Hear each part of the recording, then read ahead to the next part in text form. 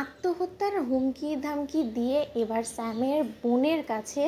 আয়ুষকে আনা নোংরা এক চক্রান্ত করলো স্যাম। হ্যাঁ বন্ধুরা, ভিডিওতে লাইকটি দেখতে থাকুন। বাড়ি ফেরা মাত্র যখন কিনা স্যামের বোন উত্তেজিত হয়ে পাগলামো করা শুরু করে দেয়, ভাঙচুর করা শুরু করে দেয়, দরজা লাগিয়ে বসে থাকে, ঠিক সেই সময় স্যাম বলতে থাকে যে বোন দরজাটা খোল, তুই এরকম করে দরজা লাগিয়ে চুপ করে বসে থাকলে কিন্তু আমার কোনো মতে ভালো লাগছে না, আমি কিন্তু এবার দরজা ভেঙে দিতে বাধ্য হবো। ঠিক সেই সময় স্যামের বোন যখন বলতে থাকে যে যা ইচ্ছে তুই করলে, কিন্তু তার সত্ত্বেও আমি কোনো মতেই আর এই দরজা খুলবো না এবং আমি আমার এই মুখও আর দেখাবো না, যেখানে কিনা আয়ুষ এত বড় স্পর্ধা দেখাতে পারে সমস্ত লোকেদের সামনে যে ও আমাকে ভালোবাসে না এই কথাটা বলতে পারে এবং আমার সঙ্গে ওর এঙ্গেজমেন্ট হয়নি সমস্ত কথাও বলতে পারে, তাহলে সেই জায়গায় আমি এই জীবন লিখে কী করবো বলতে, আমি আমার এই জীবন শেষ করে দিব। ঠিক সেই সময় স্যাম বলতে থাকে যে বোন এরকম করে জীবনের সঙ্গে ছেলেখেলা করা যায় না, তোর কি মনে হয় বলতো তোর এই ভাই থাকতে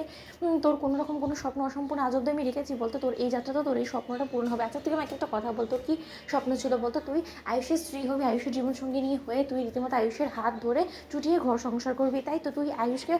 পাবি এবং সেটা খুব শীঘ্রই। ঠিক সেই সময় স্যামের বোন যখন বলতে থাকে যে খুব শীঘ্রই নয়, আমি যদি এক্ষুনি আয়ুষের হতে চাই তাহলে কি সেটা তুই পারবি? যদি তুই সেটা পারিস, সেই অসম্ভবটাকে তুই যদি কোনো মতে সম্ভব করতে পারিস তাহলেই আমার সামনে আসবি, তখনই আমি আপনার দরজা খুলবো, আর নয়তো বা নয়। ঠিক সেই সময় স্যাম বলতে থাকে যে আয়ুষ তুমি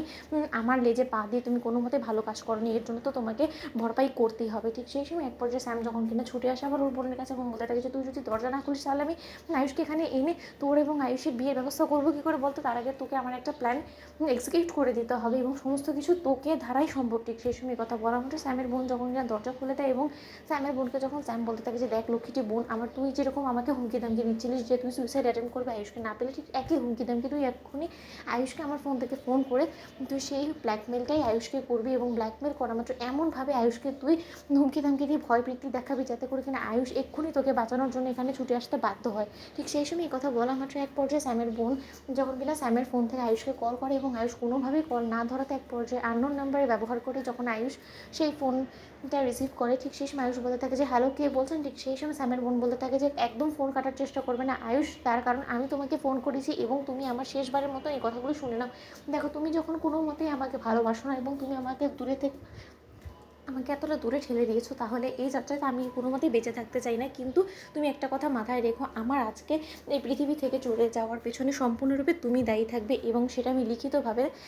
আমি একটা লেটারের মাধ্যমে লিখে যাব, যেটা কিনা আমার মৃত্যুর পর পুলিশের হাতে গিয়ে পৌঁছবে এবং তার পরবর্তীতে তোমার হাতে হাত করা পড়িয়ে যখন পুলিশ হিড় করে টানতে টানতে নিয়ে যাবে তখন তুমি আফসোস করবে, তখন তুমি তোমার মা গোটা পরিবার আফসোস করবে যে আমি বেঁচে থাকতে তুমি কেন আমার হওয়ার চেষ্টা করো। সেই সময় আয়ুষ বলতে থাকে যে যা ইচ্ছে তা করো, আমি খুব ভালো করে জানি যে তোমার এতটা দুঃসাহস হবে না যে তুমি নিজেকে নিজে শেষ করে দেবে। ঠিক সেই সময় স্যামের বোন যখন বলতে থাকে যে তাহলে তোমাকে আমি ভিডিও কলের মাধ্যমে দেখাই যে আমি ঠিক কী পদক্ষেপ নিয়েছি। তো বন্ধুরা লাইক কমেন্ট শেয়ার করো, সাবস্ক্রাইব করতে ভুলো না।